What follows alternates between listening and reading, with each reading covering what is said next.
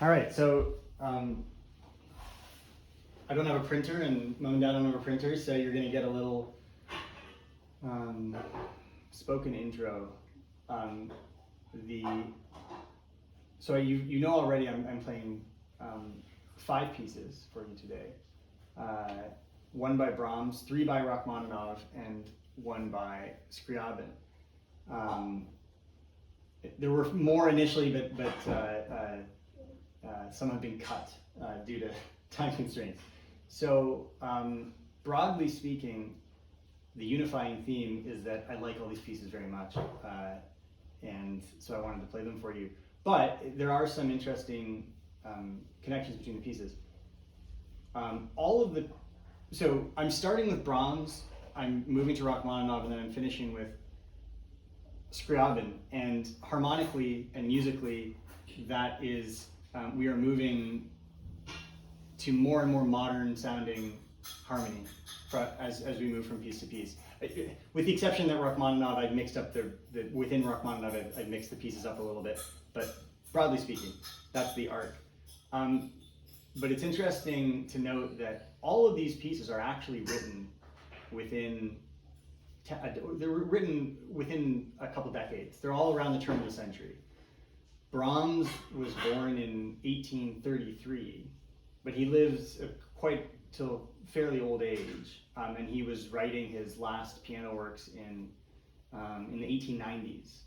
And Rachmaninoff and Scriabin, who went to school together and were essentially contemporaries, were also writing, sort of bursting onto the scene in the last decade of the 19th century. So there's an interesting sort of intersection that we don't think of Brahms and Rachmaninoff largely as contemporaries, because a lot of Rachmaninoff's famous music was published in the mid 20th century, but they were alive at the same time and they were publishing at the same time. So the first piece is Brahms. It is one of his latest works. You may know that he had a relationship with Clara Schumann, who was the wife of Robert Schumann. And I won't get into the whole unrequited love, and there's lots of theories and all that, but the interesting thing with Brahms, he dedicated this piece that I'm going to play along with a collection of other pieces, and this is Opus 118. The opuses around here, I believe he dedicates all of them, or at least all of the pieces in this opus, to Clara Schumann, and he was sending her drafts of these pieces for her to look at. And they strike a more contemplative tone. His earlier works were much more rambunctious and certainly technically more difficult. And in his later years, he seems to have gone to a bit more of a contemplative and maybe peaceful place with his music, which is probably where he was in his life. But he didn't forget about Clara, and he sent all this music to her. So if you want to think of forlorn love when you're listening to the piece, I won't stop you. And this was published in about 1893 or 1894. So we'll start with Brahms.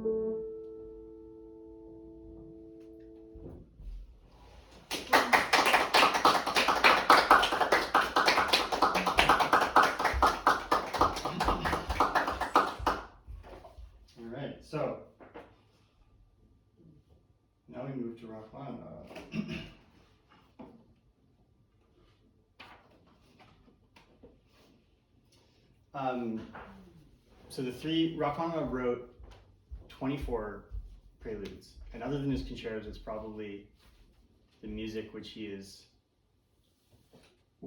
probably the music he's most famous for. But unlike Chopin and Bach and Scriabin, he didn't actually set out to write 24 preludes in every key. He actually wrote his C-sharp minor prelude, which everyone loved and which made him famous. It was his opus number 3.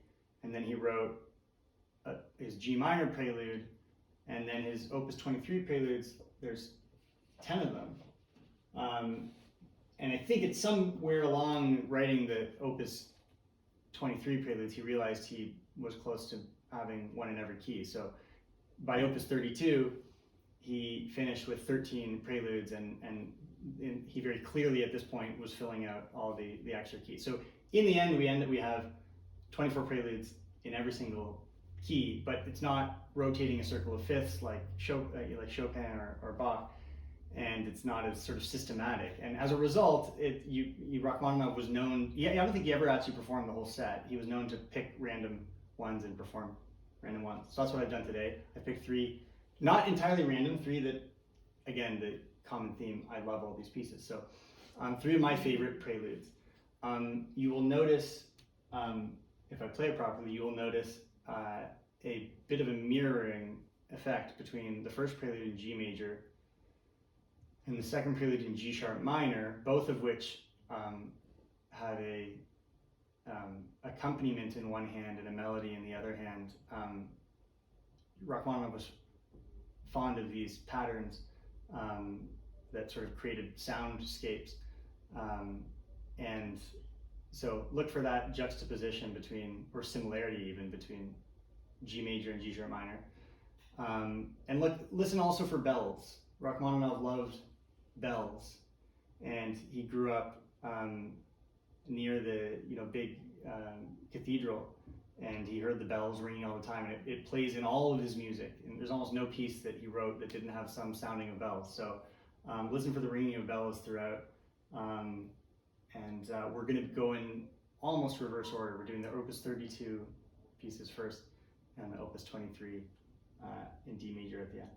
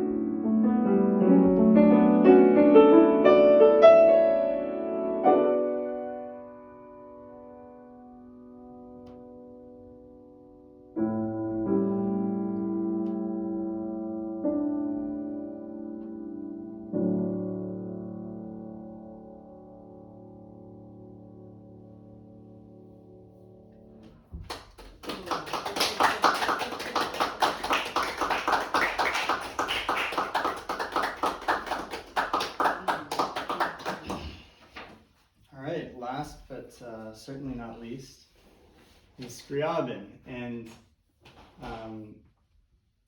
originally I had a lot more Scriabin for you, but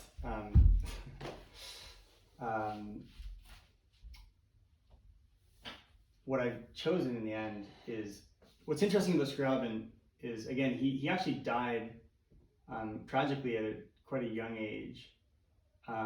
Rachmaninoff was a huge fan of his, by the way. He for a year after Scriabin's sudden death, Rachmaninoff played only Scriabin. Oh. He would show up to concerts and people would ask him, "Are we ready for some other music now?" He said, "Nope, only Scriabin." And but Scriabin was fascinating. He had, even in his short life, he had three fairly distinct periods. He had an early period that was very much late in the late Romantic idiom, much like Chopin and Chopin, Liszt, and the like, and late Brahms. And he eventually transitioned into an almost completely free-flowing atonal harmony that is really both idiomatic and quite modern in many ways. That's why he's last. I would have liked to play you a little bit from each of his periods, but what I've chosen is a piece that is right on the cusp of his funkiness.